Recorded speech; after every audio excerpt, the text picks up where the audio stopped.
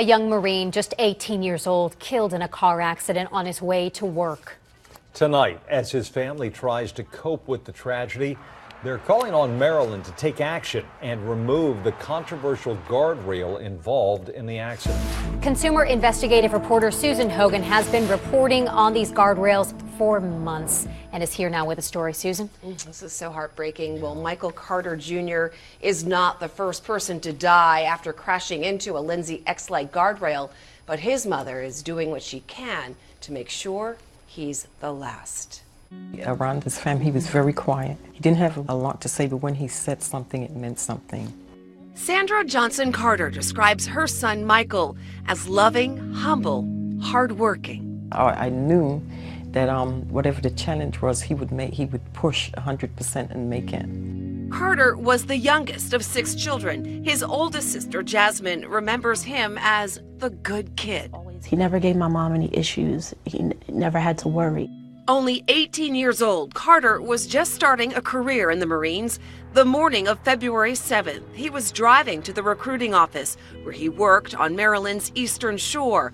For some unknown reason, he swerved off the road and crashed into the end of a guardrail. He died at the hospital.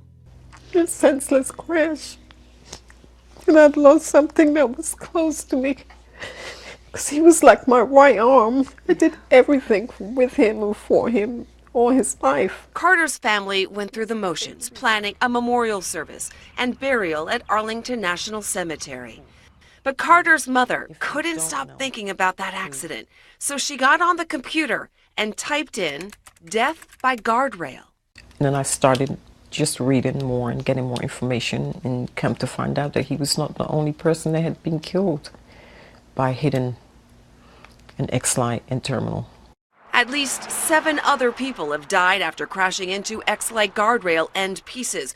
5 lawsuits have been filed against the manufacturer, claiming the X-Lite is defective, in some cases spearing vehicles instead of deflecting them.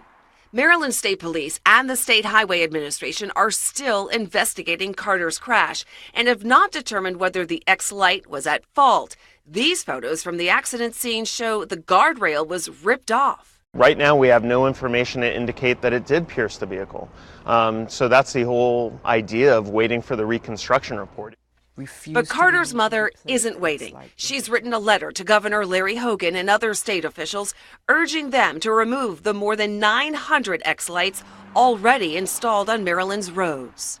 You know, how many more Michaels, my son, have to die? At least 10 states are currently replacing X-Lites, some of them due to concerns over safety, others as part of an effort to update all roadside barriers to products that meet new crash test standards. But Maryland says it has no plans to follow suit.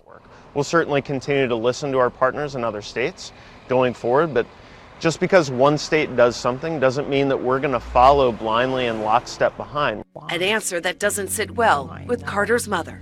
My son was out. He was serving his country.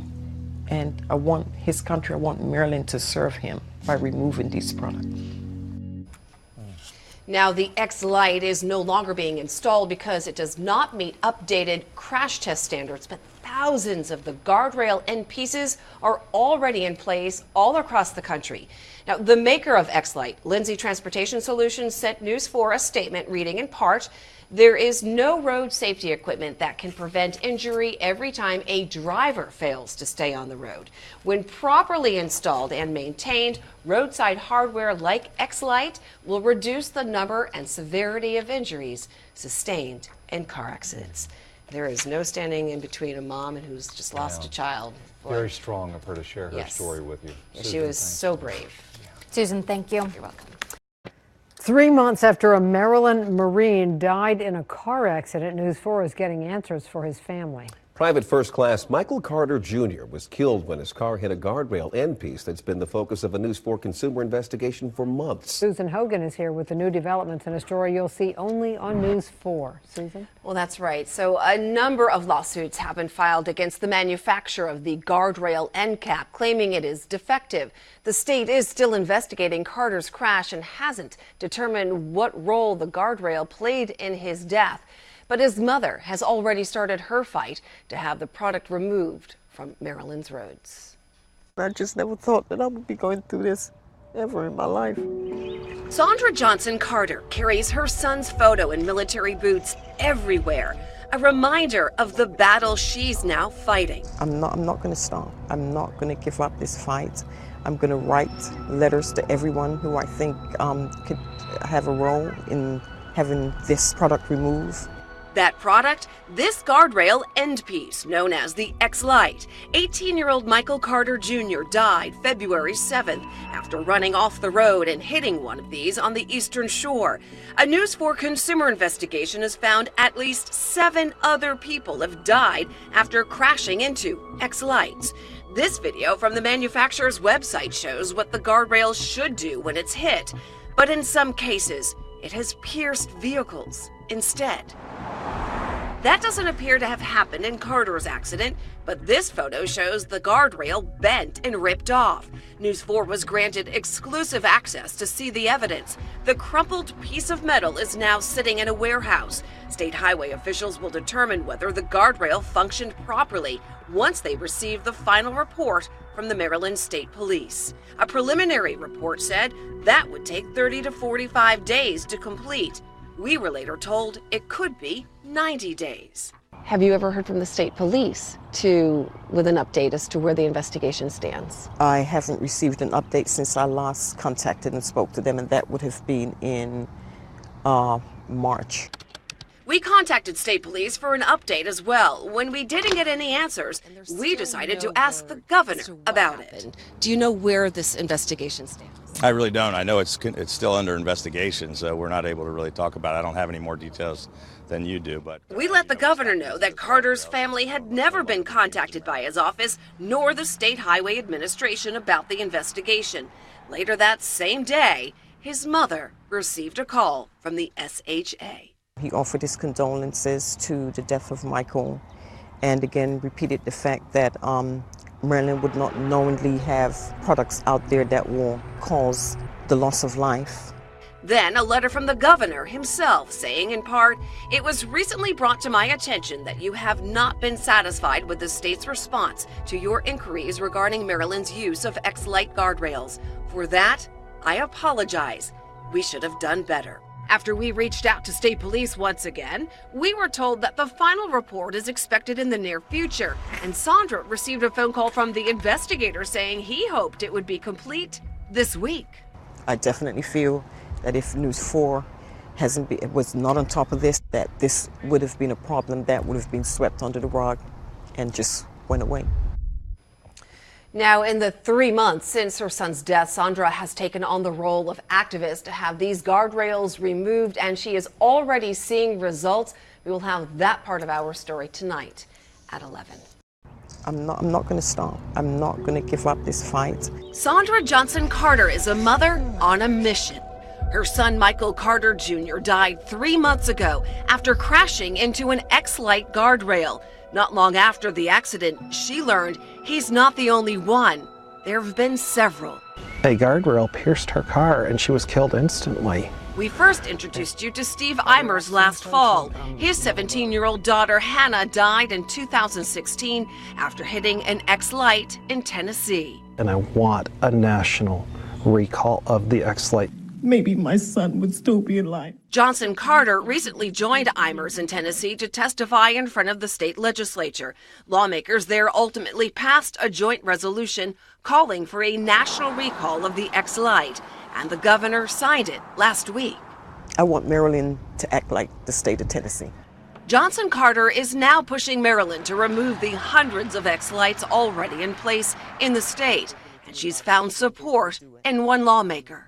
I have had positive response from Delegate Charles Otto.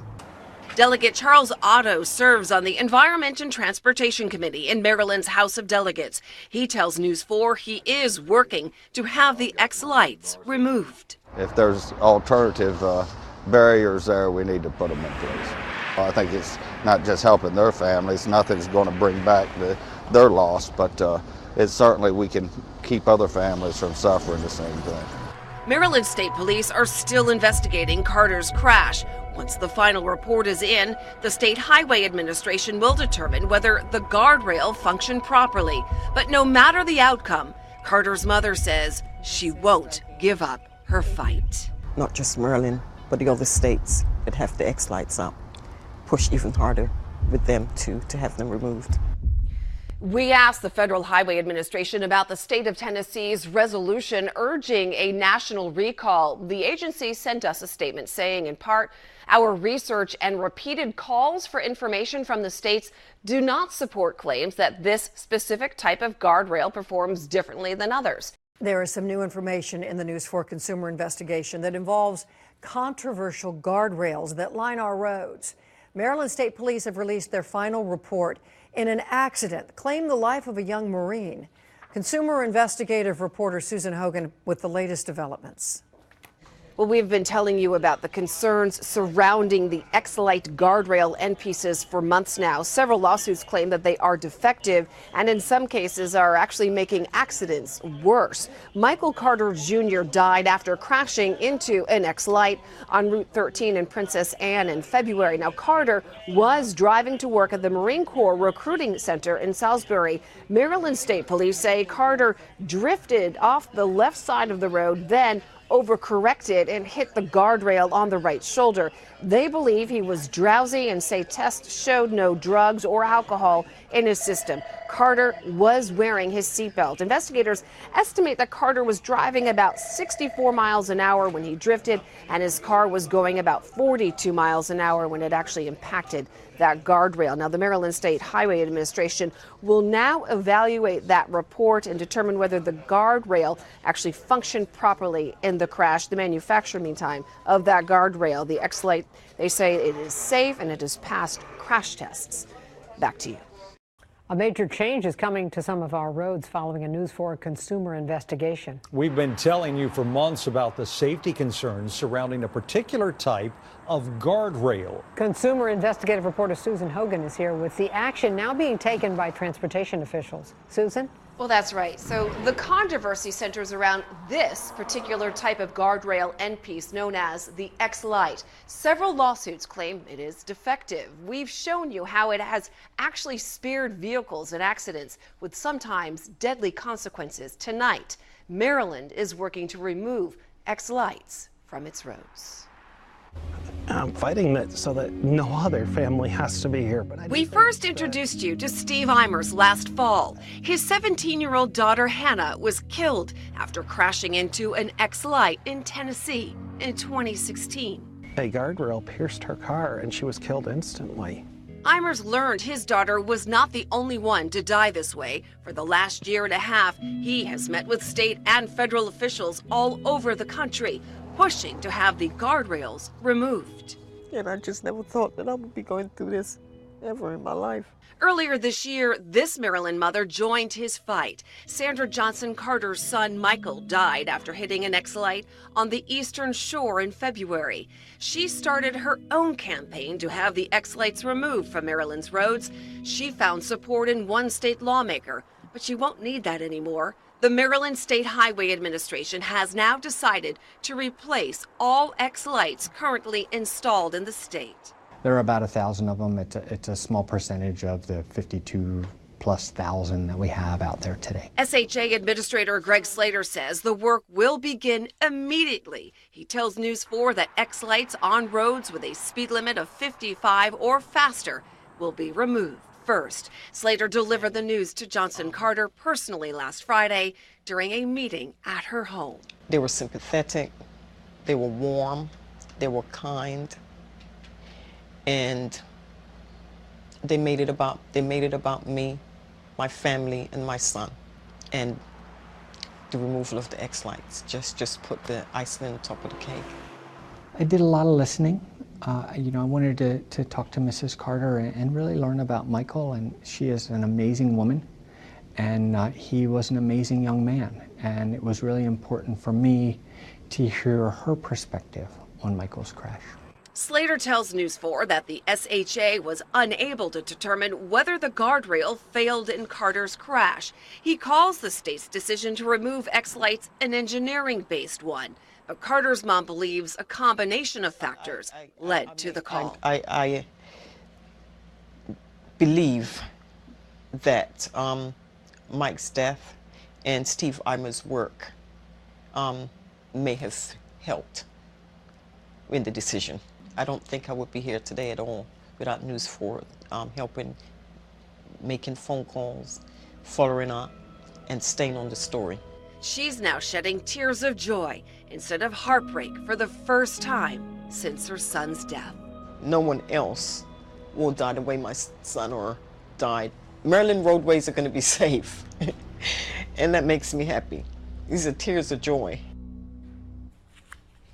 So Maryland now says it could take a couple of years to replace all of the X-Lights. Virginia is also in the process of removing X-Lights from roads where the speed limit there is 55 or faster. DC does not use the X-Lights. Now, the maker of the X-Lite insists that the guardrail is not defective and says many factors play into the outcome of the accidents. In the meantime, this guy Carter's 19th birthday is coming up next week, and to honor him, his family has started a fundraiser to provide clean water to families in need. We have got a link in the NBC Washington app for you. Just search Marine Fundraiser. Wow. Great work, Susan. Thank you.